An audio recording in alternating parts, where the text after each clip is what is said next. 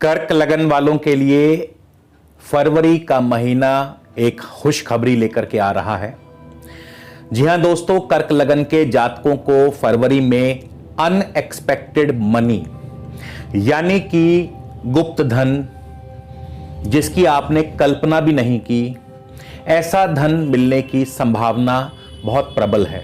और ऐसा क्यों मैंने कहा, अभी थोड़ी देर में इसके बारे में आपको विस्तार से चर्चा करेंगे, विस्तार से विश्लेषण करके बताऊंगा कि ऐसा क्यों संभव है। तो स्वागत है आप सबका एक बार फिर से आपके अपने चैनल स्काई स्पीक्स पर दोस्तों। और यदि आप मुझसे किसी भी प्रकार का निजी ज्योतिषीय परामर्श लेना चाहते हैं जिस पर कि शुल्क लागू है, तो आपसे मेरी गुजारिश है, मेरा निवेदन है, कृपया डायरेक्ट कॉल करने से पहले स्क्रीन पर दिए गए नंबर पर व्हाट्सएप के जरिए मैसेज भेज के परामर्श शुल्क की पहले जानकारी ले लीजिए। और यदि आपको उचित लगता है तो आप अपना अपॉइंटमेंट बुक करवा सकते हैं।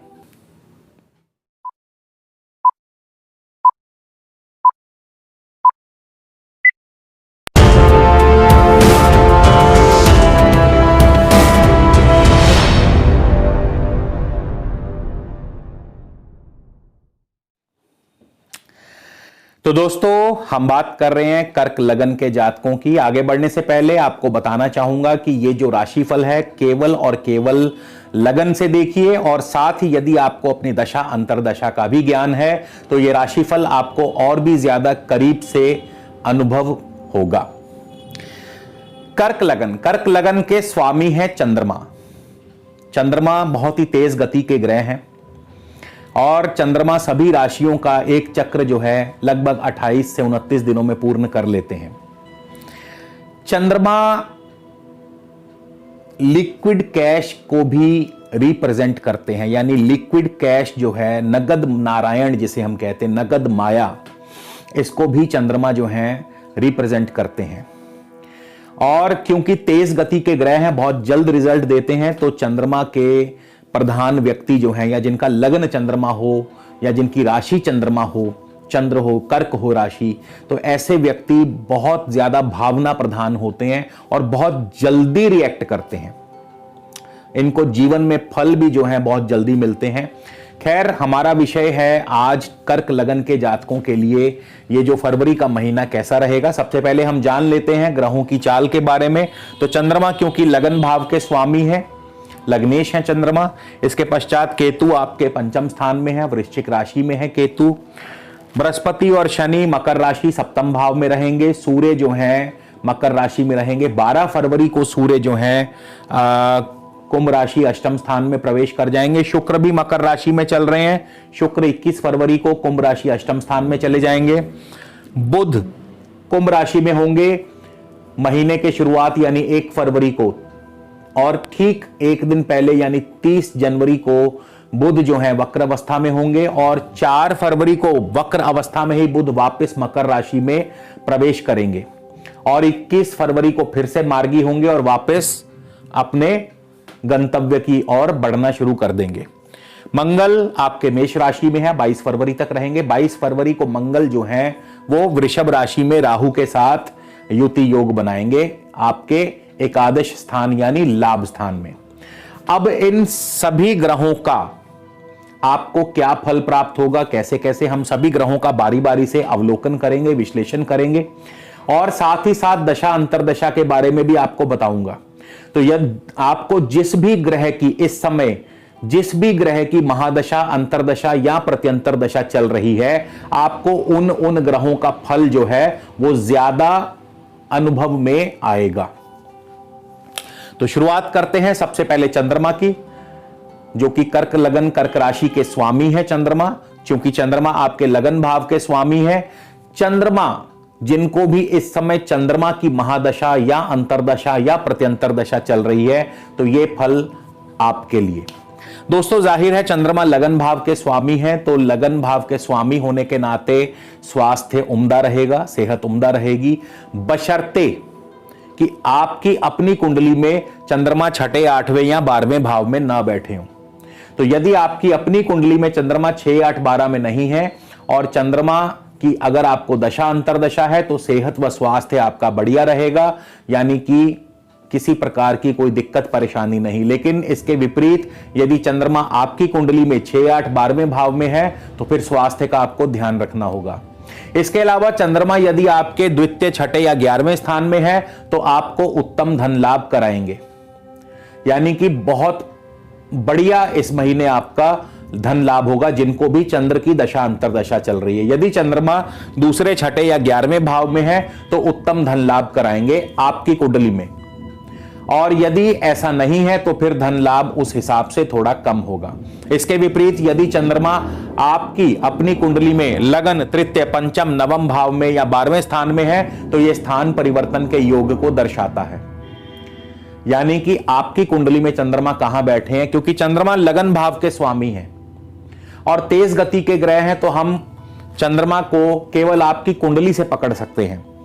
और यहां पर भी इस बात का ध्यान रखिए कि डिग्री वाइज चंद्रमा किस भाव में बैठे हैं उस भाव का फल प्रबलता से देंगे। तो यदि चंद्रमा आपके 1, 3, 5, 9 या 12वें भाव में बैठे हैं तो यह स्थान परिवर्तन का सूचक है। यह नौकरी में भी दिक्कतों को दर्शाता है, नौकरी में भी आपको दिक्कतें पैदा करते हैं। दशम भाव में चंद्रमा पावर, प्रोग्रेस और प्रॉस्पेरिटी दिलाते हैं। तो चंद्रमा की दशा अंतरदशा में आपको इस प्रकार के फल प्राप्त होंगे जिनको भी चंद्रमा की दशा अंतरदशा वर्तमान में चल रही है, और चंद्रमा किस भाव में, किस घर में बैठे हैं उसके मुताबिक मैंने आपको यह फल बताया। चलिए आगे बढ़ते हैं। अब हम केतु की बात कर ले। केतु आपके पंचम स्थान में बैठे हैं, और केतु पंचम स्थान में क्या फल देंगे इसके बारे में बताऊंगा। तो यदि आपको इस समय वर्तमान में केतु की दशा अंतरदशा चल रही है तो केतु कैसा फल देंगे। केतु महीने के शुरुआत में यानी 1 फरवरी को चंद्रमा के ही उप नक्षत्र में होंगे, यानी नक्षत्र के भी आगे जो 9 विभाग हम कर दें तो उसे बोलते हैं उप नक्षत्र, और केतु इस समय चंद्रमा के उप नक्षत्र में चलेंगे 1 फरवरी से। चंद्रमा आपके लगन भाव के स्वामी है, जाहिर है मान सम्मान की वृद्धि करवाते हैं, कोशिशों में, कार्यों में सफलता अर्जित होगी, और साथ ही साथ यह बहुत जरूरी हो जाता है कि चंद्रमा बैठे कहां हैं आपकी कुंडली में। आपकी कुंडली में चंद्रमा कहां बैठे हैं, केतु उसके अनुसार फल देंगे। तो एक बार फिर संक्षिप्त सा परिचय दे देता हूं। तो यदि आपकी कुंडली में चंद्रमा 6, 8, 12वें भाव में बैठे हैं तो स्वास्थ्य की हानि और खर्चों की बढ़ोतरी होगी। यदि चंद्रमा आपकी कुंडली में दूसरे, छठे, 11वें भाव में बैठे हैं तो धन लाभ होगा और नौकरी में वृद्धि होगी, प्रमोशन मिलेगी। साथ ही साथ यदि दशम भाव में बैठे हैं, पावर, प्रोग्रेस और प्रॉस्पेरिटी, इन 3 चीजों की वृद्धि होगी। तीनों पीज, 3 पीज आपके बढ़ेंगे, पावर, प्रोग्रेस एंड प्रॉस्पेरिटी। और इसके विपरीत यदि चंद्रमा आपकी कुंडली में 1, 3, 5, 9, 12वें भाव में बैठे हैं तो स्थान परिवर्तन, व्यर्थ की भाग दौड़, इधर उधर का घूमना फिरना, और नौकरी पर भी आपके तलवार लटकती रहेगी, खर्च बढ़ेंगे। तो इस प्रकार से ये एक संक्षिप्त परिचय है, बहुत ज्यादा डिटेल में नहीं, लेकिन एक संक्षिप्त सा परिचय मैंने आपको दिया केतु की, जिनको दशा अंतरदशा। क्यों? क्योंकि केतु चंद्रमा के उपनक्षत्र में है। इसके बाद केतु 19 फरवरी को चले जाएंगे सूर्य के नक्षत्र में, सूर्य के उपनक्षत्र में। सूर्य आपके धनेश हैं, धन भाव के स्वामी है सूर्य, और सूर्य उस समय अष्टम स्थान में होंगे। धनेश का अष्टम स्थान में जाना ये एक प्रकार का धन हानि तो करवाता ही है, लेकिन अष्टम स्थान आपको अनएक्सपेक्टेड मनी भी दिलवाता है। धनेश का अष्टम में जाना आपको अनएक्सपेक्टेड मनी, जिसकी आपने कल्पना नहीं की, गुप्त धन, मृत धन, मरा हुआ धन आपको वापस दिलवाता है। तो जिनको केतु की दशा अंतरदशा चल रही, क्यों? क्योंकि अष्टम स्थान जो है ये मृत धन को दिलाने में सहायक है। ये धन आपका कोई पुरानी पेमेंट हो सकती है, ये धन आपको किसी इंश्योरेंस कंपनी से मिल सकता है, कैसा भी, जिसकी आपने कल्पना नहीं की, अकल्पनीय धन जिसे कहते हैं, मृत धन, मरा हुआ धन, जो पेमेंट फंस गई थी, जिसे आप भूल चुके थे, तो वो धन आपको मिलने की संभावना। क्यों? क्योंकि अष्टम स्थान गुप्त धन का सूचक है, और धनेश होकर के सूर्य अष्टम में गए हैं। इसीलिए मैंने शुरुआत में कहा था कि आपको इस महीने मृत धन मिलने की संभावना है। आम कारोबार में हो सकता है कि उतना लाभ ना हो, लेकिन पुरानी कोई पेमेंट आपको मिल सकती है। यह निर्भर करता है, देखिए अब बहुत से लोगों को गुप्त धन, हम जब बोलते हैं गुप्त धन मिलेगा तो बहुत से लोगों को लगता है कि शायद उनको कोई रास्ते में चलते हुए कोई नोटों से भरा हुआ बैग मिल जाएगा, जैसा कि आप कई बार फिल्मों में देखते हैं। ऐसा नहीं होता, वास्तविक जीवन में ऐसा नहीं होता है। गुप्त धन का अर्थ यह होता है कि जो धन आपका किसी से लेने वाला था जिसने नहीं दिया, या कोई पुराना पैसा या कोई पुरानी पेमेंट, या कोई आपका कोई इंश्योरेंस की आपको रकम आने वाली या आ सकती है, तो इसको हम अचानक मिलने वाले धन की कैटेगरी में गिनते हैं। ऐसा नहीं कि रास्ते में जाते हुए कोई आपको ब्रीफ केस मिल जाएगा जिसमें नोट ही नोट भरे होंगे, इसकी आप कल्पना भी मत कीजिए। वास्तविकता कुछ और होती है। तो शब्दों को थोड़ा सा वास्तविकता के अर्थ से समझने की कोशिश किया करें। आगे बढ़ते हैं, चलिए अब हम सप्तमेश शनि की बात कर ले। सप्तम भाव में शनि है, तो शनि आपको क्या फल देंगे, कैसा फल देंगे? देखिए, जिनको भी इस समय शनि की महादशा, अंतरदशा या प्रत्यंतर दशा चल रही है, तो ये फल आपके लिए। शनि पूरा ही साल लगभग नक्षत्र जो है श्रवण नक्षत्र में रहेंगे। श्रवण नक्षत्र के स्वामी है चंद्रमा, जो कि लगन भाव के स्वामी है, लग्नेश हैं। चंद्रमा कहां बैठे हैं ये तो आपकी कुंडली में आपको ही मालूम होगा, लेकिन चंद्रमा लगन भाव के स्वामी है ये तो मुझे मालूम ही है। तो पहली बात तो लगन जो है ये स्वयं को दर्शाता है। तो जो भी बातें शनि आपको प्रदान करेंगे, जो भी फल शनि आपको प्रदान करेंगे, स्वयं के मेहनत, स्वयं की कोशिशों से प्रदान करेंगे, स्वयं के उद्यम से आपको वो चीजें या वो फल प्राप्त होंगे। अब शनि कैसे कैसे आपको फल देंगे? शनि 1 फरवरी को मंगल के उपनक्षत्र में होंगे, यानी श्रवण नक्षत्र के आगे यदि हम 9 उपविभाग कर दें तो 1 फरवरी को शनि देव जो हैं मंगल के उपनक्षत्र में होंगे। मंगल क्या है आपकी कुंडली में? मंगल पंचमेश हैं, पंचमेश होकर के दशम भाव में बैठे हैं। तो पंचमेश का दशम भाव में जाना ये संतान के लिए तो इतना बढ़िया नहीं है, क्योंकि पंचमेश अपने से छठे भाव में है, तो संतान के स्वास्थ्य को लेकर के चिंता हो सकती है।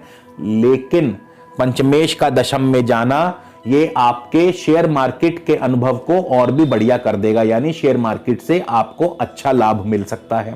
फिर पंचम स्थान आपके लव लाइफ का है, तो लव लाइफ में बाधा, क्योंकि पंचमेश अपने से छठे भाव में बैठे हैं।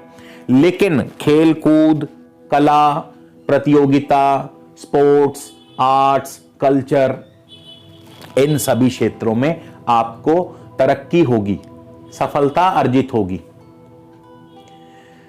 क्योंकि मंगल हैं और मंगल जो हैं ये पराक्रम के कारक हैं। मंगल कहीं ना कहीं स्पोर्ट्स को भी रिप्रेजेंट कर जाते हैं, कहीं ना कहीं खेल कूद से भी मंगल का संबंध है, क्योंकि खेल कूद में भी उद्यम चाहिए, पराक्रम चाहिए।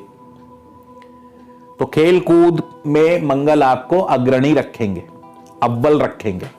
इसके बाद 7 फरवरी को मंगल माफ कीजिए 7 फरवरी को शनि होंगे राहु के उपनक्षत्र में। राहु आपके लाभ स्थान में है। लाभ स्थान में राहु शुक्र की राशि में है, तो राहु छाया ग्रह, शुक्र जैसा फल देंगे, शुक्र की भांति फल देंगे। तो सबसे पहले तो शुक्र जो है आपके उस समय सप्तम स्थान में होंगे। सप्तम स्थान जो है ये कारोबार का है।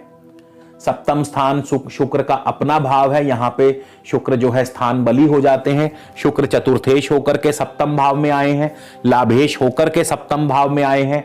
तो जाहिर है पहले तो चतुर्थेश होकर के आपको क्या फल देंगे, यानी कि भूमि से, जमीन जायदाद से, वाहन आदि कार्यों से आपको लाभ होगा, शिक्षा के क्षेत्रों से आपको लाभ होगा। सप्तम भाव कारोबार का है तो कारोबार की वृद्धि होगी। सप्तम भाव वैवाहिक सुख का है तो वैवाहिक सुख की वृद्धि होगी। वैवाहिक कार्य आपके संपन्न होंगे, घर में मांगलिक कार्य संपन्न होंगे। सप्तम स्थान विरोधियों का है तो विरोधी थोड़े बहुत परेशानी देंगे। सप्तम भाव कोर्ट केस का है, लिटिगेशन का है तो लिटिगेशन में भी आप जा सकते हैं। डिपेंड करता है कि आपके वर्तमान जीवन में क्या चल रहा है। देखिए, सबको एक जैसा फल कभी नहीं मिलता। आपके जीवन में क्या परिस्थितियां हैं यह भी निर्भर करती हैं कि आपके ऊपर कैसा फल आने वाला है। इसके पश्चात लाभेश होकर के सप्तम भाव में आए हैं तो लाभ होगा, मित्रों से मेल मिलाप होगा, शादी नहीं हो रही तो शादी हो जाएगी, शादी के योग बन जाएंगे आपके। 25 फरवरी को शनि देव चले जाएंगे बृहस्पति के उपनक्षत्र में। अब बृहस्पति जो हैं आपके षष्ठेश होकर के सप्तम स्थान में बैठे हैं। छठे भाव के स्वामी बृहस्पति सप्तम भाव में है और बृहस्पति भाग्य स्थान के स्वामी भी हैं। तो षष्ठेश होकर के सप्तम में गए, यानी नौकरी में नए प्रोजेक्ट्स का मिलना।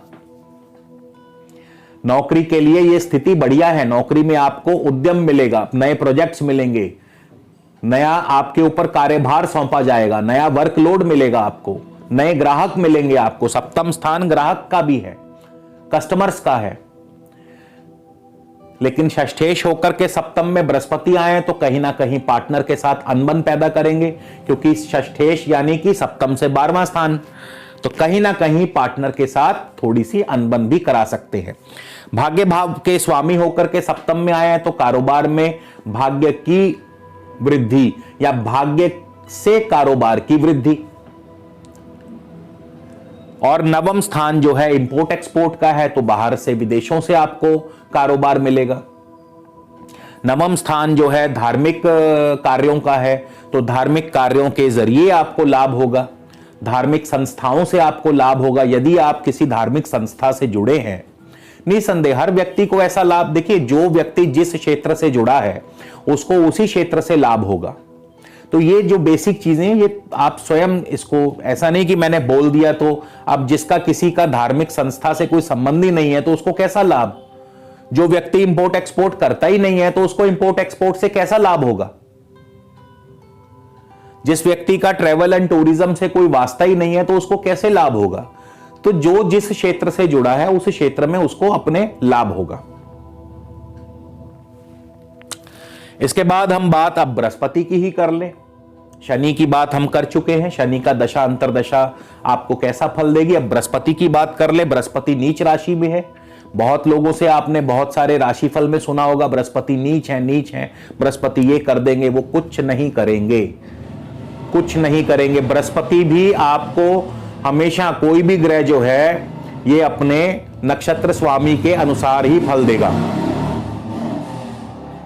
कोई भी ग्रह हमेशा अपने नक्षत्र स्वामी के अनुसार फल देगा। तो बृहस्पति भी श्रवण नक्षत्र में ही है, चाहे नीच है, लेकिन बृहस्पति चंद्र के नक्षत्र में है। और बृहस्पति आगे चंद्र के श्रवण नक्षत्र के किस उपविभाग में है, तो बृहस्पति 1 तारीख को शनि के उपनक्षत्र में है। अब यहां पे शनि सप्तमेश और अष्टमेश है। यहां शनि जो है सप्तम स्थान में ही है। तो सबसे पहले तो सप्तम स्थान वैवाहिक सुख का है, तो वैवाहिक सुख की वृद्धि। विवाह नहीं हो रहा तो विवाह हो जाएगा, वैवाहिक कार्य संपन्न होंगे, आपके मांगलिक कार्य संपन्न होंगे। सप्तम स्थान कारोबार का है, कारोबार की वृद्धि। क्योंकि शनि अष्टमेश भी है तो थोड़ी सी अड़चने भी पैदा करेंगे, बाधाएं पैदा करेंगे, थोड़ा विलंब पैदा करेंगे, लेकिन अंततः कार्य संपन्न होगा। क्यों? क्योंकि शनि अपनी ही स्वराशि मकर में है। इसके बाद 9 फरवरी को बृहस्पति भी बुध के उपनक्षत्र में चले जाएंगे। अब बुध कैसा फल देंगे?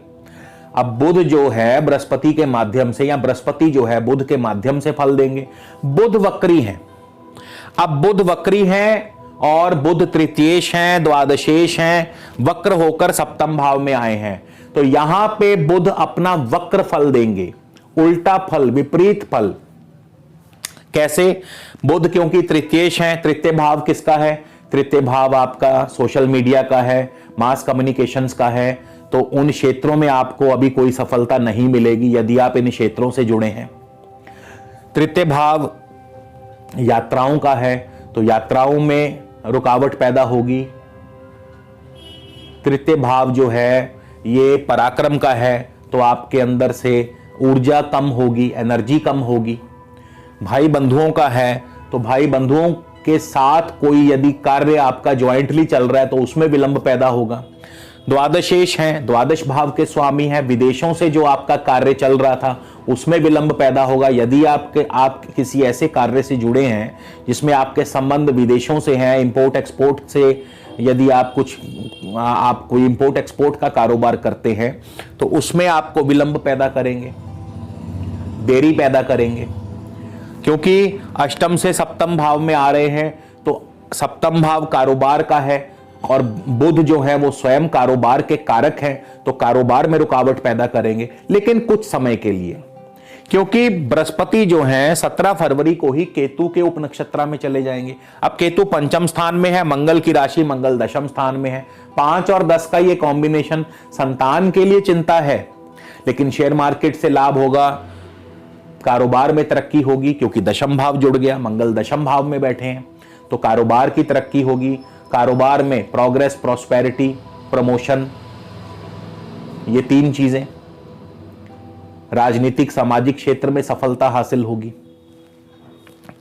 फिर 20 फरवरी को बृहस्पति चले जाएंगे शुक्र के उपनक्षत्र में। अब शुक्र जो हैं उस समय तक अष्टम भाव में जा चुके होंगे।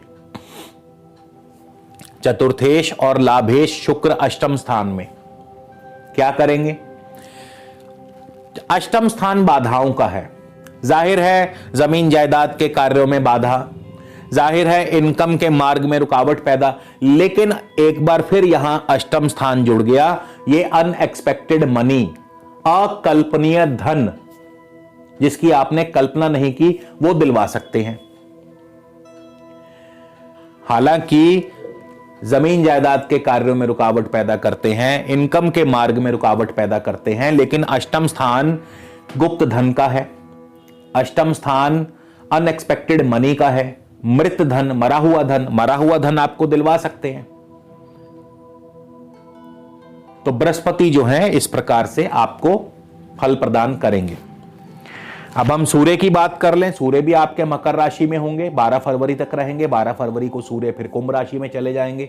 तो जिनको भी सूर्य की दशा अंतरदशा चल रही है उनको क्या फल मिलेगा? सूर्य 1 फरवरी को श्रवण नक्षत्र में होंगे, चंद्रमा के नक्षत्र में, चंद्रमा की भांति फल देंगे। चंद्रमा लग्नेश हैं, लगन भाव के स्वामी हैं। जाहिर है मान सम्मान की वृद्धि, कोशिशों में, कार्यों में सफलता मिलेगी, लेकिन बहुत जरूरी है कि चंद्रमा कहां बैठे हैं आपकी कुंडली में। तो चंद्रमा यदि आपकी कुंडली में 2, 6, 10, 11 में बैठे हैं तो नौकरी में, कारोबार में तरक्की, धन लाभ बढ़िया होगा, कुटुंब के साथ अच्छा समय बीतेगा। यदि 6, 8, 12 में बैठे हैं तो बाधाएं पैदा होंगी, विपत्तियां देंगे, स्वास्थ्य की हानि करते हैं। और यदि चंद्रमा आपकी कुंडली में 1, 3, 5, 9, 12 में बैठे हैं तो व्यर्थ की भागदौड़ बनेगी, नौकरी पर खतरा मंडराएगा, स्थान परिवर्तन के योग बन सकते हैं। इसके बाद सूर्य जो हैं 6 फरवरी को धनिष्ठा नक्षत्र यानी मंगल के नक्षत्र में प्रवेश करेंगे। मंगल पंचमेश होकर के दशम भाव में है। शेयर मार्केट से लाभ, संतान के प्रति चिंता, लव लाइफ में बाधा, लेकिन नौकरी कारोबार में तरक्की, राजनीतिक सामाजिक क्षेत्र में तरक्की, प्रमोशन के चांस बन सकते हैं। फिर 19 फरवरी को सूर्य जो है शतभिषा नक्षत्र यानी राहु के नक्षत्र में चले जाएंगे। राहु आपके लाभ स्थान में है, राहु शुक्र की राशि में है, शुक्र अष्टम भाव में चतुर्थेश होकर के बैठे हैं, तो अचानक धन लाभ करवाते हैं। अचानक, क्योंकि राहु का काम है अचानक फल देना, अनएक्सपेक्टेड रिजल्ट देना, तो अचानक धन लाभ, अनएक्सपेक्टेड मनी का मिलना, इंश्योरेंस के धन का मिलना, कोई मरा हुआ धन, फंसी हुई पेमेंट का वापस आना। हालांकि जमीन जायदाद के कार्यों में थोड़ी सी दिक्कतें पैदा करेंगे, रुकावटें पैदा करेंगे। अब हम बुध की बात कर लें। बुध आपके वक्री हैं, 30 जून को वक्री हो गए थे। 1 फरवरी को कुंभ राशि में थे, अष्टम स्थान में। 4 फरवरी को वापस आएंगे मकर राशि में और यहां पर रहेंगे 21 फरवरी को मार्गी होके वापस आगे बढ़ना शुरू होंगे। तो अब क्योंकि स्वयं बुध वक्री है तो क्या बुध स्वयं वक्र अवस्था का फल देंगे? जी नहीं। क्यों नहीं? क्योंकि बुध जो है मंगल के नक्षत्र में और मंगल मार्गी हैं, तो बुध आपको विपरीत फल नहीं देंगे। नियम हमेशा याद रखना होगा कि कौन किसके नक्षत्र में बैठा है। तो बुध 1 फरवरी को धनिष्ठा यानी मंगल के नक्षत्र में होंगे। मंगल आपके पंचमेश हैं, दशम भाव में बैठे हैं। कारोबार की तरक्की, शेयर मार्केट से लाभ होगा, राजनीतिक सामाजिक क्षेत्र में सफलता, नौकरी में तरक्की होगी। संतान से थोड़ी चिंता रह सकती है, लव लाइफ में बाधा आ सकती है। इसके बाद 10 तारीख को बुध जो है श्रवण यानी चंद्र के नक्षत्र में होंगे।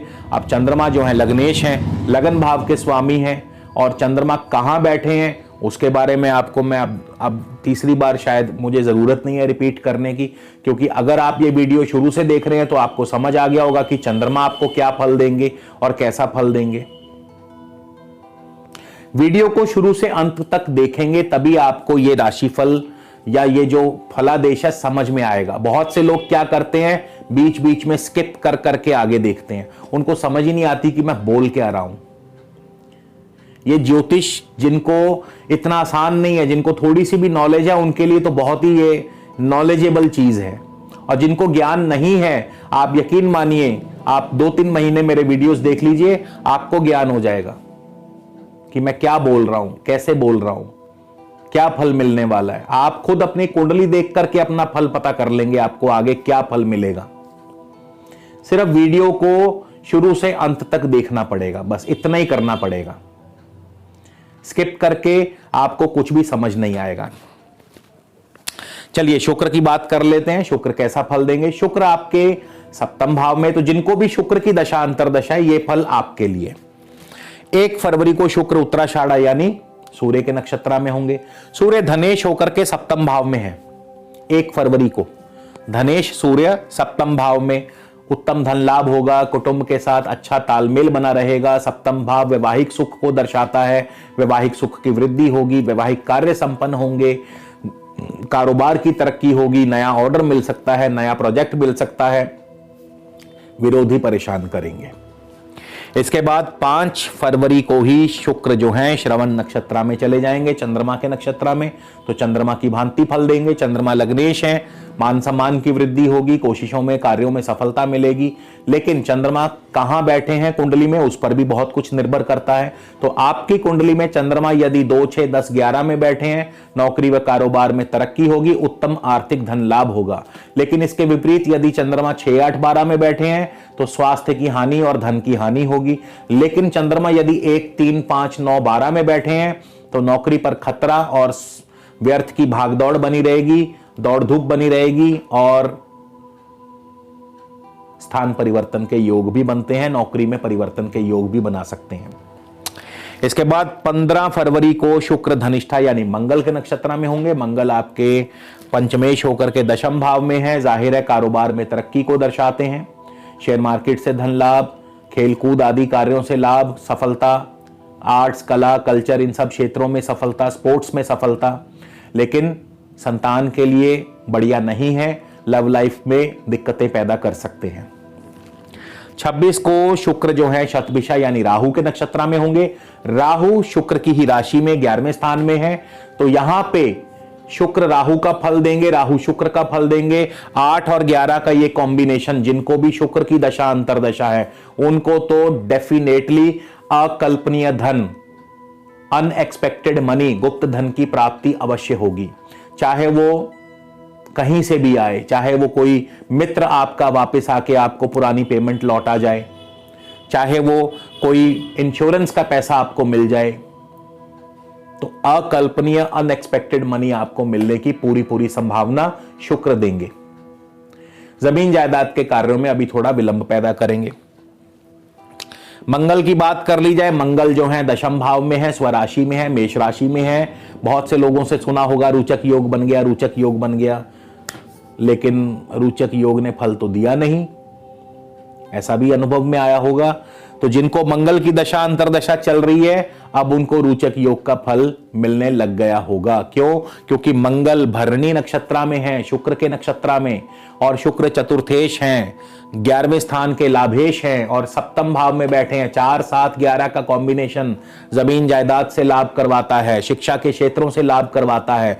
भूमि, भवन, वाहन, कृषि, शिक्षा, इन सभी क्षेत्रों में आपको सफलता व लाभ अर्जित होगा। 7वां भाव कारोबार का, कारोबार से लाभ होगा। पार्टनर यानी कि जीवन साथी आ सकता है आपके जीवन में, वैवाहिक कार्य संपन्न हो सकते हैं, मांगलिक कार्य संपन्न हो सकते हैं, कारोबार की वृद्धि, कोई नया प्रोजेक्ट आपको मिल सकता है। 11वां स्थान मित्रों का, मित्रों से मेल मिलाप होगा।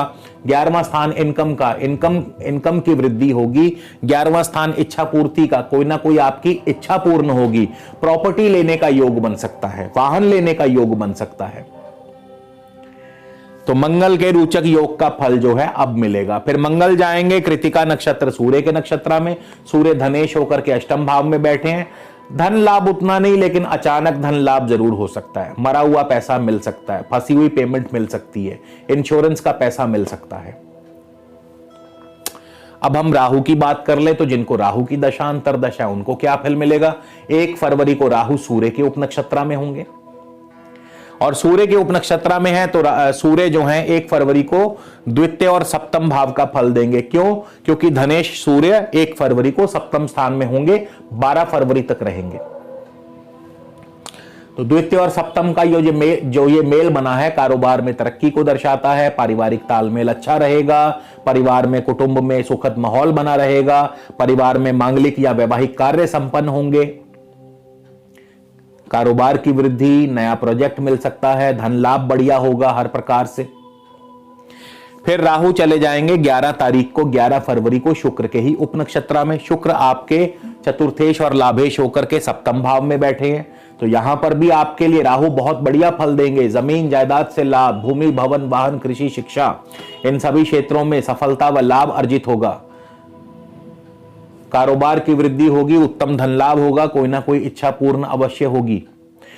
तो कर्क लगन के जातकों के लिए कुल मिलाकर के फरवरी का जो ये महीना है बहुत बढ़िया रहने वाला है। कोई भी दशा अंतरदशा हो, लगभग सभी दशाएं अंतरदशाएं आपको शुभ फल प्रदान करेंगी। खास करके कोई ना कोई फंसा हुआ पैसा या गुप्त धन या अचानक कोई ना कोई धन आपको मिल सकता है। तो दोस्तों, आपको ये वीडियो कैसा लगा जरूर हमें कमेंट करके बताइएगा। अगले वीडियो में आपसे फिर मुलाकात होगी, तब तक के लिए नमस्कार, धन्यवाद।